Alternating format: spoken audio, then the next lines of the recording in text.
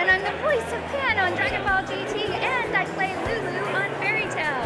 And I'm with Cherami Leigh. Hello, I'm Lucy in Fairy Tail. And also, since we're at My Hero Con, I got to talk about Pixie-Bob. I voiced Pixie-Bob in My Hero Academia Season 3. Absolutely. And this is Anime Adventures, the show where I bring you anime voice actors, and I am going to chat with Cherami coming up.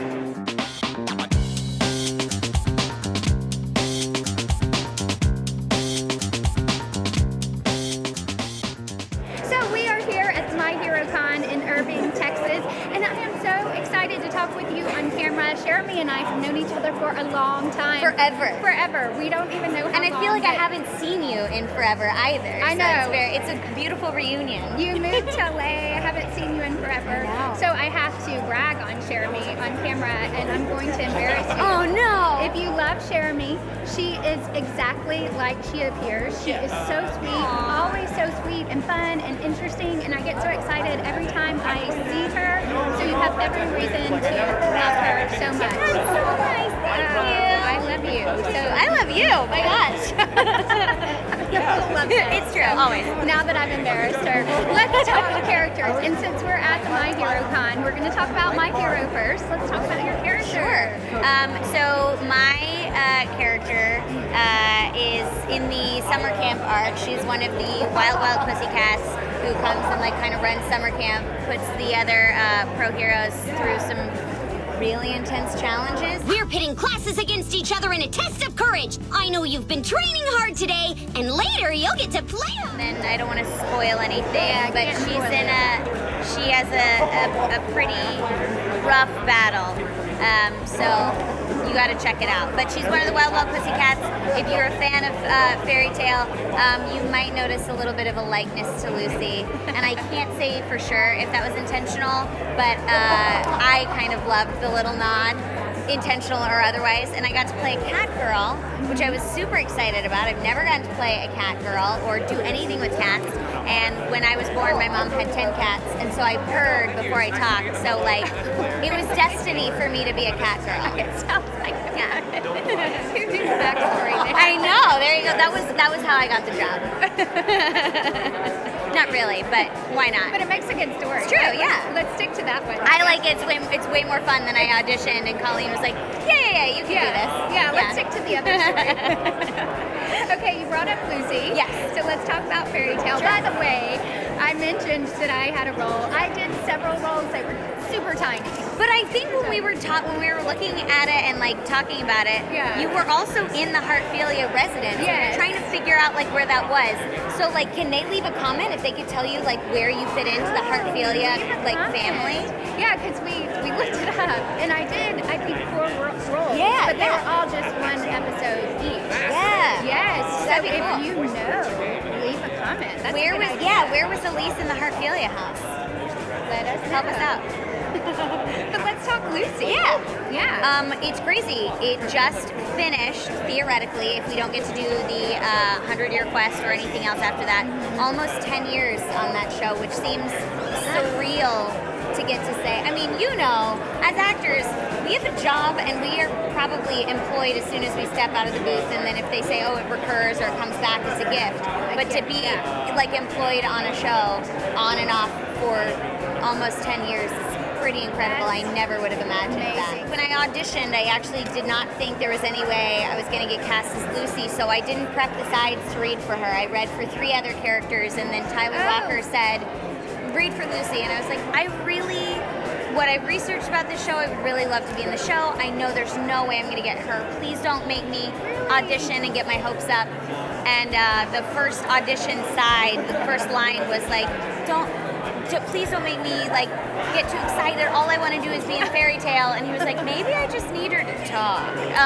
But I did end up auditioning, and that's why Lucy is just my natural voice, because it was just me being I don't want to do this because I don't want to get my hopes up and I'm not going to get cast. And then I ended up getting cast, which was pretty cool. But when we premiered the show in New York, we had no idea we premiered the first 4 episodes, and I remember sitting next to Tyler Walker, the director, and Todd Haberkorn, who plays Natsu, And we were like the night before, like, man, nobody's gonna come to this premiere. And we walk in and there's 5,000 people, and the Japanese creator of the show was there, and we thought like maybe there are gonna be some fairy tale fans, and they've been so supportive, coming to conventions, like watching all the movies, supporting the show, buying pops, which is another crazy thing that we never thought would happen, and it's been a really great ride. Super surreal.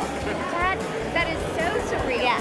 I love that story at the beginning that you were basically Lucy. I guess. I didn't see it. Practice Yeah. turned out the audition. Can you imagine? Oh my gosh, yeah. If he would have said, "Oh, okay, fine. Yeah. I'm not going to let you audition." He's like, I'll let you audition for the two that you think that you might have a shot at, and like threw me out of the box. But he'd worked with me on a smaller anime, lesser known anime, I should say, called Ghost Hunt, which I absolutely loved.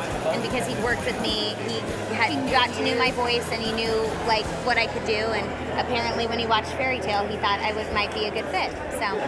Good for Tyler. I know, isn't he Go great? Tyler, like, Way to shout go. out to him. Always I know. shout out to I know. Tyler. So what was your first anime role to book? First audition at Funimation. I had just graduated from high school, and actually Nancy J at Campbell.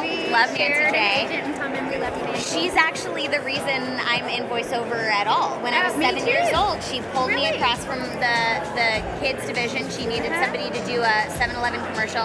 Threw me in the little white shuttered closet at the old building and tape recorded an audition. They rushed it over. Tape recorded. Yep. Pulled it out, plugged in the tape recorder, and plugged the mic into the tape recorder, rushed it over, and I got the job. And Nancy's was totally my mentor with voiceover. So to this day, I actually just talked to her on Facebook and told her that the other day. I talked with her on Facebook too. But she sent me the audition of Funimation, and it was just another audition I went to, and had no idea what like this world was.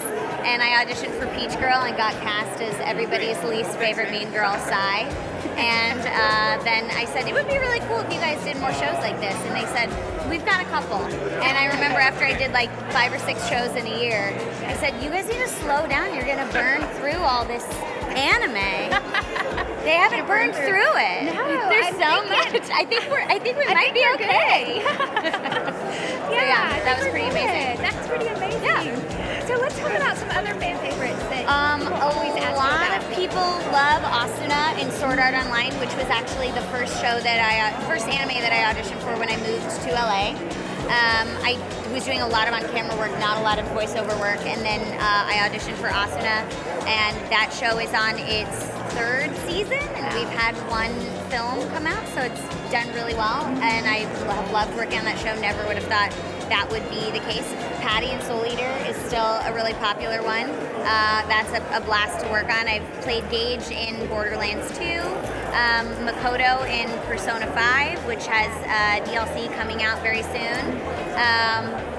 Sailor Venus and Sailor Moon and Sailor Moon Crystal, which has been very exciting and also surreal because that was what I knew anime was. I did not know anime was anything other than DBZ, Sailor Moon, and Pokemon, and I have gotten quite an education working at Funimation. Yeah. So yeah, those are some of the favorites that people tend to like. Okay. And Yeah. Gosh, you have some projects that you can't talk about. She's got some top secret projects that are, I know, driving you crazy. It's driving me crazy. It's driving my family crazy because they don't know a lot. Yeah. And nobody knows where I go to work every day. And Like you've got a top secret government job. totally. And then things get leaked online and people want to ask me questions, and I've had a lot of people on Twitter that have sent me messages and say, hey, do you not like working on this, or do you not like this character? I'm like, I love that character, I just can't talk about it, and I can't even like the tweet or like send them a little emoji because I'm under NDA, I can't acknowledge. So I just live in a world of like deny. It's so hard, but yeah, it's so exciting, the business that we work on, and then it's like they handcuff us and say like, don't tell anybody about it. So I live with duct tape over my mouth to keep secrets. But then, so you're probably just as excited as the fans are when it gets announced, because you're like, oh, I can talk about it. I can talk about it. And sometimes things will get announced for the fans, and then we still can't talk about it, and so they want me. They're like, I'm so excited for this one thing, and I have to say, it looks really cool. Maybe I'll be in it one day. That would be great. So then people have said, like, when you tell us, yeah, it'd be so cool if I was in that, do you really not know? I said, sometimes I don't know, and sometimes I'm just trying to pretend. Yeah. So it's an acting exercise 24/7. Oh, that's true. Acting in All the time. So speaking of acting, what's your favorite thing about doing anime and doing all of this voice stuff? Actually, a character I said the other day, a project that I worked on, I went into the session and they said, man, I came in like a bright pink shirt and my hair was all curled and wearing all this sparkly jewelry because I was just feeling like being very girly. And I walked in and was playing a really dark, angsty character, and they seemed very confused from my audition what I sounded like when I walked in. And I think they were like, we're gonna have to replace her, this isn't gonna work. And then I did the line and they go, man, it's so like rough and raw. And I was like, this is my favorite thing about voiceover. Things that when we would walk into an on-camera audition for, we're bound by what we look like and how people perceive us. But if we're in voiceover, the animation does that part of it for us, and we just get to, as much as our voice can handle, safely, and what the director is willing to let us experiment with. So it gives you a lot more freedom to play roles you never would on camera. That's so true, and I love that visual of you all sparkly and curly and Actually, for Nier Automata, I play A2, who is a very like dark, aggressive character, and that was one of the first times I got to use a grown-up voice. And I was so excited to work on this project, and I thought I can't be myself and be giggly and smile a lot because they're going to say like, we just don't know if this is A2. So I walked in, and for the first 2 sessions, I wore all black and like was very serious and didn't smile and didn't laugh. And then the studio owner, who knows me, pulled me aside and said, "Is something going on in your personal life? Is everything okay?" And I said, "No, I just don't want to get fired." She goes, "Please crack a joke. We're so scared of you." And I was like, "Oh, okay." And so I was like, "Oh, I can be myself. This is great." So you've got to find the balance of it's okay to be me and also still get to be these like really intense, super strong, great characters that I may not look like. That's so great. Yes. Well, not every voice actor does on camera. True, And you do on camera, I do on camera. So what do you like about on camera that's so different about doing so different than doing doing voice acting, so much of it is, especially for video games, we have to use our imagination to create the worlds and define the perception of where the character might be. Is this going to be a little more shouted? And then when you see how it's animated, you might go, I might have done that a little bit differently had I known what the world looks like or anything like that. For anime, we kind of know, but we don't always know where the characters are going. And we don't get the scripts in advance, so we just kind of are doing improv on the fly, working through it. So it's nice when you do a film, you have read the full script, and you know where your characters are going to go. You get to walk onto the set and wear the costume and feel like you're living in the world and kind of get lost in that. And it's nice to get to work with other actors. Usually we're alone doing voiceover, so to be able to have that camaraderie, and I say when I'm on a film set where I'm on location, I feel like I'm away at camp, and these people become my family. That's true. And that's sort of like, we get that at conventions for like a 3-day weekend, but that's the only time we get to hang out.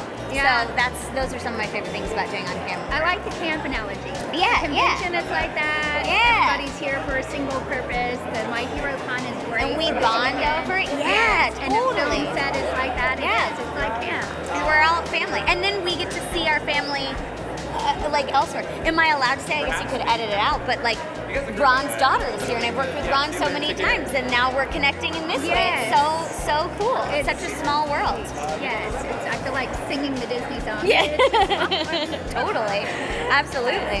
Well, this has been so much fun. Yeah, I loved it. absolutely. It's so Thanks great for to having see me. you. Good to see you, as always. And thank you for joining us. And hey, I'd love for you to subscribe and click the bell if you want to see more interviews like this that I have. Definitely subscribe.